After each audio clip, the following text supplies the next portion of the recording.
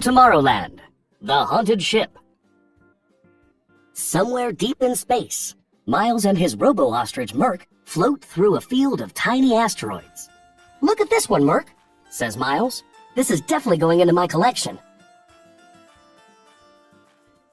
Miles and Merc return to the stellosphere and join the rest of the Callisto family on the bridge. Everyone is staring out the window at something huge. "It's called a dark nebula," says Phoebe. Suddenly, lightning flashes. Somewhere in that nebula is their newest mission. "A ghost ship," Leo says spookily.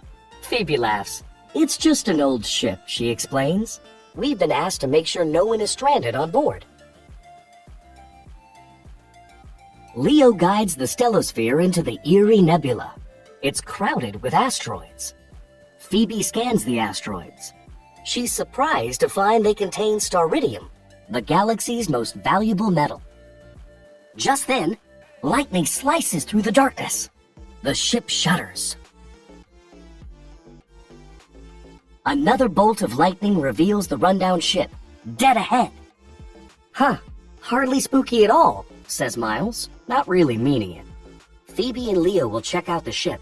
"You three stay here," says Phoebe. Phoebe and Leo enter the old ship. Luckily, its artificial gravity is still on, and the air is breathable. Leo calls out, but gets no answer. "I guess no one's home," he says. To be sure, they'll need to explore the whole ship. Back on the stellosphere, Miles and Loretta watch their parents on the holoscreen. Suddenly, the signal goes totally dead. "Mom? Dad?"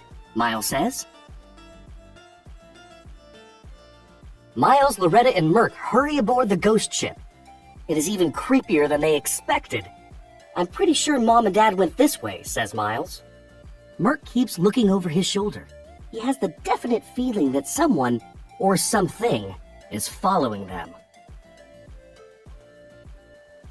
"Hello?" Loretta calls. "Anyone in here?" All of a sudden, the floor under Loretta's feet gives way. "Whoa! Loretta?" Miles shouts. He and Merc have no idea where she went. They head down a hallway and see a crazy-looking bot moving toward them. "Craters! What kind of robot is that?" shouts Miles. "Come on, Merc. We better get out of here." Miles and Merc round a corner and find another robot. They change direction and swerve between two more bots. The ship is crawling with them. Miles turns around, but a ghost and one of its robot henchmen are blocking the way. "Ooh," groans the ghost.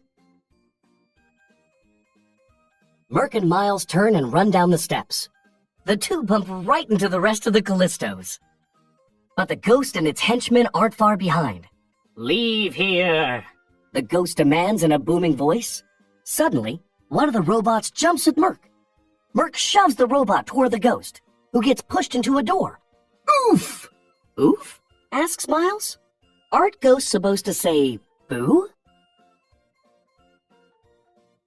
On the other side of the door, bots are removing gold from asteroids.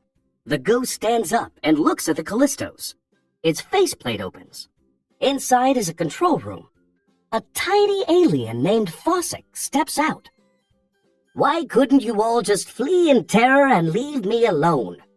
Fossick doesn't want anyone to know he discovered gold in the nebula's asteroids.